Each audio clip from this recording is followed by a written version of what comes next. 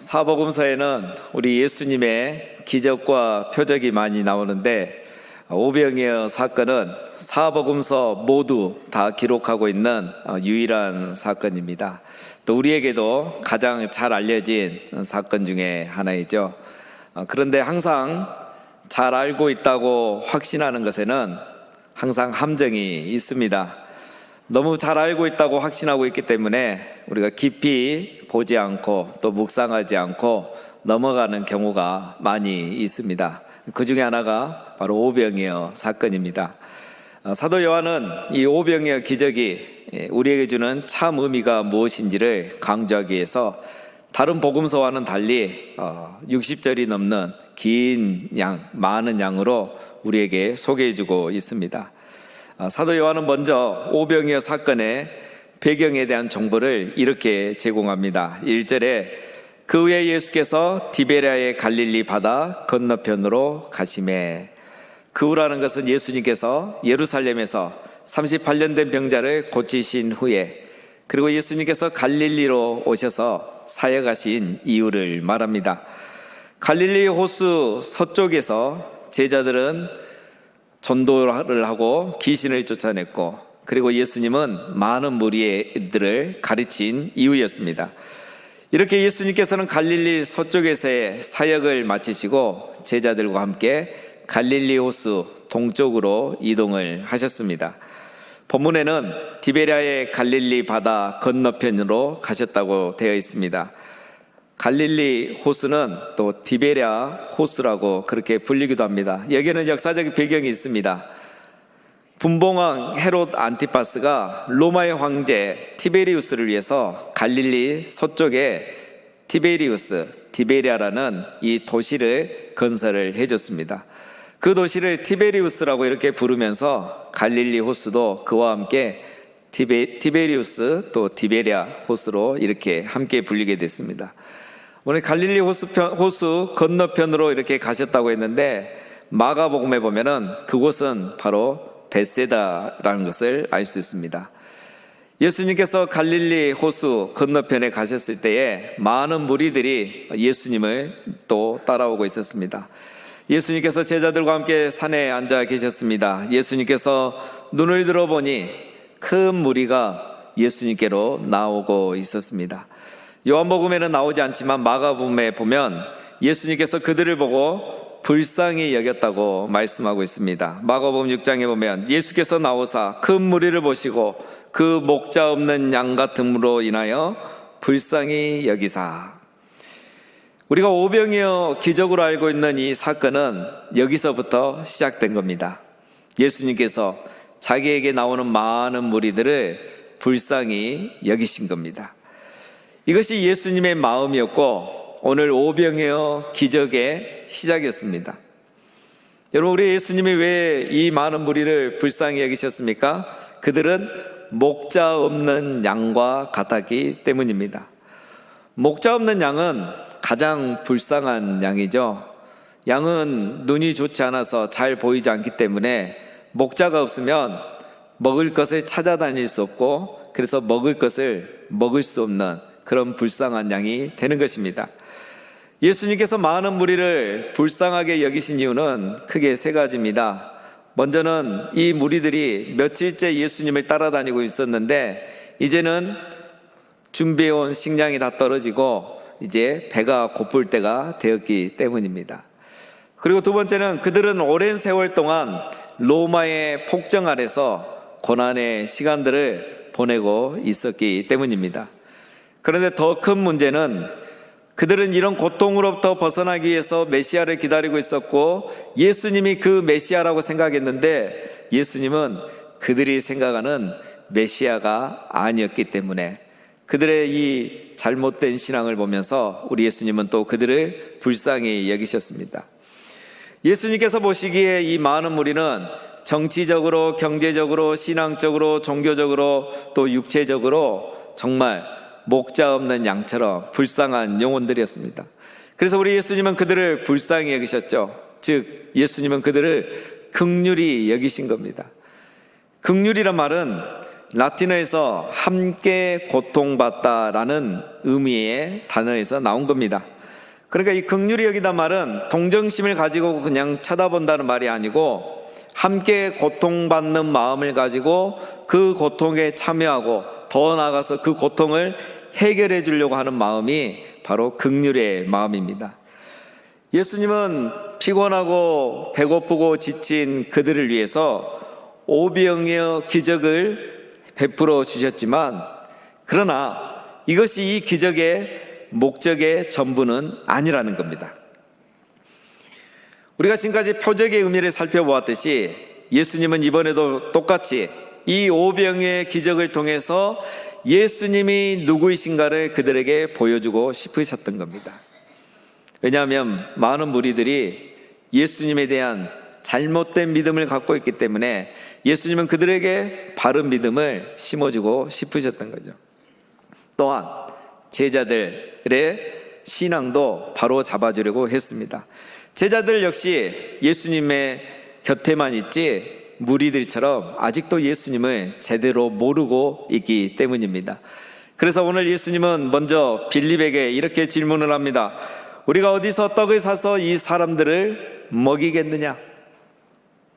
이 말씀을 하실 때 마가복음에 보면 시간적으로는 날이 저물어 갈 때였고 장소는 빈들이었다고 말하고 있습니다. 이런 시간과 공간의 상황에서 예수님이 빌립에게 질문하신 거죠. 우리가 어디서 떡을 사서 이 사람들을 먹이겠느냐? 여러분, 예수님이 몰라서 물으신 것은 아닐 겁니다. 뒤에 말씀해 보면 예수님이 빌립을 시험하고자 물으셨다 이렇게 말하고 있습니다. 빌립이 아직 예수님을 제대로 알지 못하고 제대로 믿지 않기 때문에 예수님은 빌립을 시험해서 가르쳐 주시기 위해서 신앙을 바로잡아 주기 위해서 이 질문을 하셨던 겁니다. 믿음이 아주 제한적이고 예수님을 아직 제대로 알지 못하는 빌립은 예수님의 질문에 자신 있게 대답을 했는데 그 대답은 동문서답이었습니다. 지금까지 많은 인물들이 그랬던 것처럼요. 7절에 보면 빌립이 대답하되 각 사람으로 조금씩 받게 할지라도 200데나리온의 떡이 부족하리이다. 빌립은 200데나리온의 떡이 있어도 이 무리가 다 먹기에는 부족하다 말하고 있습니다. 한 데나리온이 그 당시 한 노동자의 하루 품삯이니까 오늘 우리로 계산하면 하루에 10만 원 잡아도 2천만 원치의 떡이 있어도 이 사람을 다 먹일 수 없다는 거죠. 여러분, 근데 이 빌립의 대답을 보면 뭔가 이상하죠. 예수님의 질문과 빌립의 대답이 맞지 않습니다. 동문서답이죠. 예수님은 어디서 떡을 사서 먹이겠느냐고 물었는데 빌립은 얼마나 많은 돈이 필요한지를 대답하고 있는 겁니다. 여러분, 계산은 우리 예수님이 더 잘하시죠. 예수님은 지금 빌립에게 수학 문제를 내는 것이 아니라 신앙의 문제를 내고 있습니다. 그렇다면 지금 예수님이 빌립에게 기대해야 하는 대답은 무엇이겠습니까? 빌립이 예수님, 당연히 예수님에게 가야죠. 우리 하나님께서 하늘에서 만나를 내려주셨듯이 예수님도 하나님이시니까 떡을 내려주시면 되지 않습니까?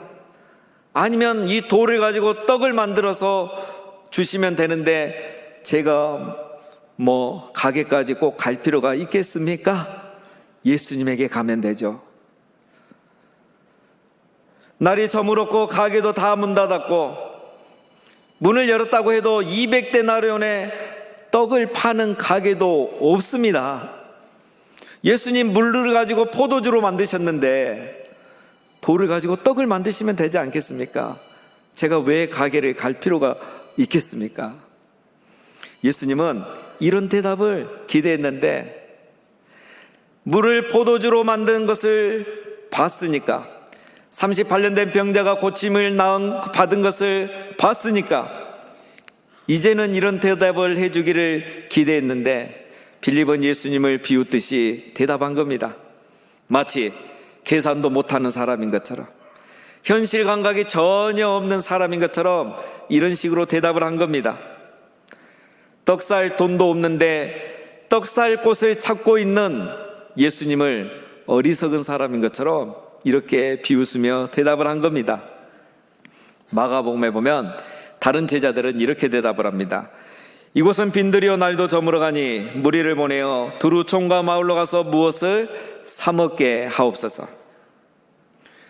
떡 살 돈도 없고 떡 살 곳을 찾지 마시고, 떡 살 돈도 없으니 떡 살 곳을 찾지 마시고 그냥 지금이라도 빨리 무리를 돌려보내서 마을에서 직접 사 먹게 하는 것이 훨씬 더 좋은 방법입니다. 이렇게 말하고 있는 거죠. 여러분, 이걸 보면 우리 예수님의 마음과 제자들의 마음에 무슨 차이가 있습니까? 우리 예수님은 긍휼의 마음이 있습니다. 그러나 제자들에게는 이 긍휼의 마음이 없습니다. 예수님은 함께 고통당하는 마음으로 어떻게든 이걸 해결해 주고 싶어 하는데, 제자들은 남의 일처럼 긍휼의 마음이 없으니 간절한 마음이 없고 해결하려는 의지가 없는 겁니다. 여러분, 만약에 200데나리온이 지금 있다면 떡을 살 수 있겠습니까? 오늘 우리가 갑자기 2천만 원치의 떡을 부산 시내에서 사자고 하면 어디서 2천만 원치의 떡을 예약 없이 사올 수가 있겠습니까? 돈이 있어도 할 수 없는 일이죠. 날이 저물어 가는데 빈들에서 마을까지 내려가면 그 사이에 이미 날이 저물어 버리고 가게 문들은 다 닫아 버릴 건데 어디 가서 떡을 사서 먹을 수 있겠습니까? 제자들은 긍휼의 마음이 없었던 거죠. 함께 고통을 짊어지고 함께 이 고통을 해결하는 마음이 없었던 거예요. 우리 사람들이 하는 말을 들으면 우리는 그들의 마음을 알 수가 있습니다. 제자들은 속으로 우리가 왜 이들을 먹여야 됩니까? 우리도 돈이 없습니다 하고 이 상황이 빨리 종료되고 빨리 넘어가기를 기다리는 거죠. 만약 제자들의 긍휼의 마음이 있었다면, 그리고 믿음이 있었다면, 예수님 물을 포도주로 만드셨는데 돌로 떡을 만들어 보십시오, 예수님 하실 수 있잖아요, 이렇게 말하지 않았겠습니까? 그런데 제자들과 또 빌립은 그렇게 말하지 않았습니다. 우리 예수님은 빌립의 이런 말을 듣고 전혀 반응을 하지 않습니다. 그러자 바로 안드레가 나섰습니다. 9절에 여기 한 아이가 있어 보리떡 5개와 물고기 2마리를 가지고 있나이다. 그러나 그것이 이 많은 사람에게 얼마나 되겠사옵나이까? 이 대답 역시 재미있습니다. 우리 예수님은 어디서 떡을 사서 먹이겠느냐라고 했는데, 안드레는 한 아이에게서 떡을 구하겠습니다 라고 말하죠. 날이 저물어 가기 때문에, 빈들이기 때문에 떡을 구할 수 있는 곳은 지금 이 한 아이 뿐입니다. 그런데 이 한 아이가 보리떡 5개와 물고기 2마리밖에 없습니다. 이것이 이 많은 사람들에게 무슨 소용이 있겠습니까? 라고 말합니다. 이 말은 안드레가 지금 이것밖에 없는데 우리 보고 어쩌란 말입니까? 하소연하는 거죠.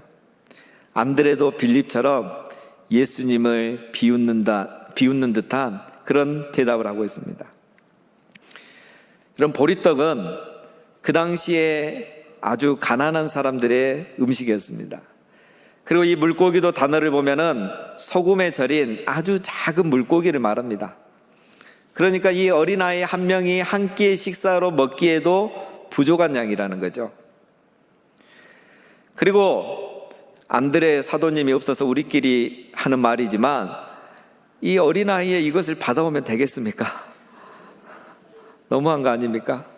이 아이가 이걸 내놨을 때, 아니야, 이건 네 먹어. 지금 저 어른들도 다 갖고 있는데 아무도 안 내놓고 있는 거야. 네 많이 먹어. 이렇게 하는 게 어른 아니겠어요? 우리가 보통 이 본문을 이 아이의 믿음, 보리떡 5개와 물고기 2마리를 내어드린 아이의 믿음을 강조하면서 우리가 작은 것을 드리면 하나님께서 기적을 일으키신다라고 본문을 적용하는데, 사도 요한이 말하려는 것은 그게 아닙니다. 오늘 이 빌립과 안드레를 보면, 빌립은 필요한 떡의 양을 말했고 안드레는 가지고 있는 떡의 양을 말했습니다. 오늘 우리식으로 말하면 빌립은 돈이 많이 필요하다고 말하고 있고, 안드레는 지금 있는 것 갖고는 턱없이 부족합니다라고 말하고 있습니다. 우리도 늘 그렇게 말하죠. 충분하다는 사람은 잘 없습니다. 늘 필요하다고 말하는 사람, 부족하다고 말하는 사람들만 있죠.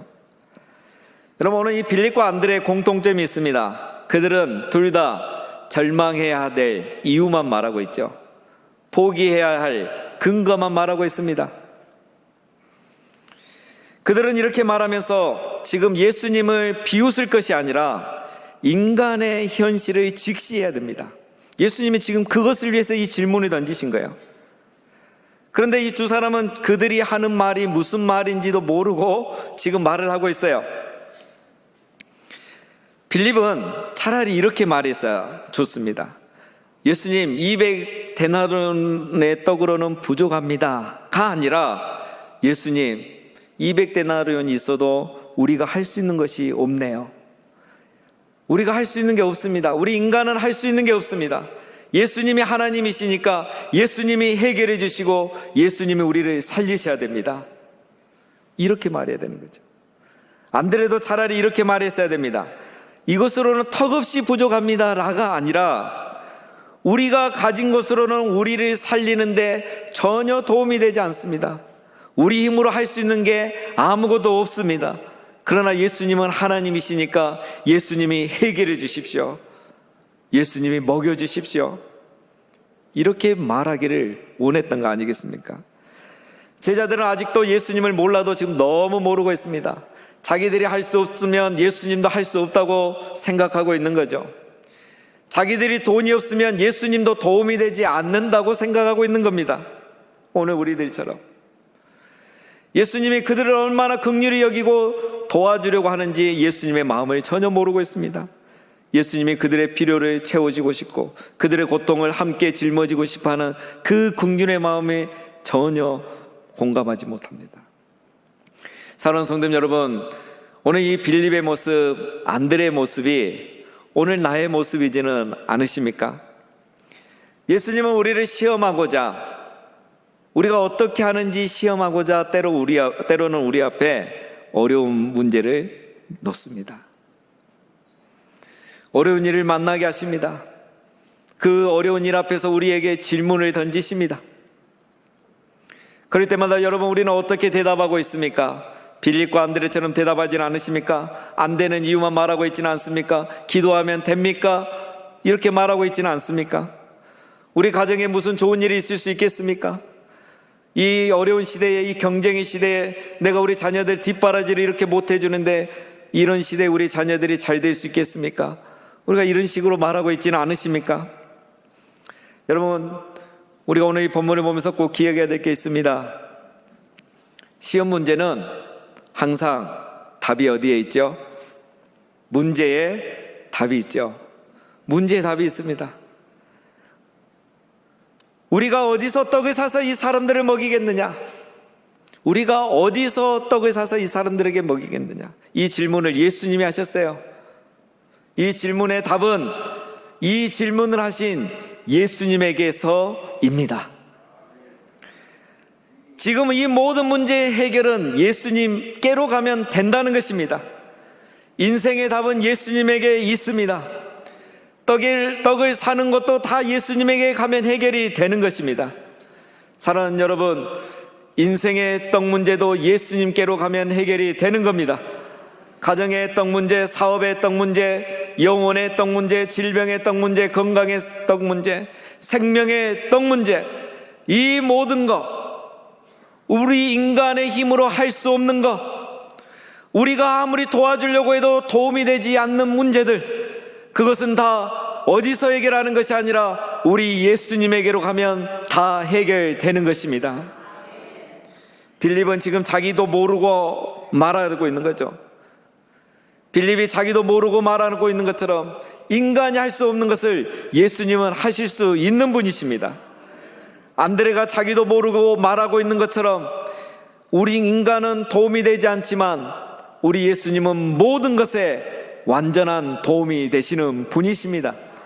하나님은 광야에서 만나를 내리셔서 이스라엘 백성들을 살려주셨듯이, 예수님은 빈들에서 오병이어로 많은 무리를 배부르게 해주셨듯이, 그리고 예수님은 십자가에서 유월절에 우리의 생명의 떡이 되셔서 우리에게 죄 문제를 해결하시고 영생을 주시고 우리를 다시 살려주셨습니다. 여러분, 요한이 말하고자 하는 것이 바로 이겁니다. 이 오병이어 기적을 통해서 우리에게 말하고자 하는 게 이겁니다. 그래서 4절에 보면 시간적 배경을 말합니다. 마침 유대인의 명절인 유월절이 가까운지라. 사람들이 예수님 보고 기적만 보고 따라다니기 때문에 예수님이 이제는 유월절이 가까운 이때에 내가 정말 유월절의 어린 양이고 생명의 떡이라는 것을 가르쳐주기 위해서 오늘 이 오병이어 기적을 행하셨던 겁니다. 오병이어가 중요한 것이 아니라는 겁니다. 오병이어가 없어도 상관이 없습니다.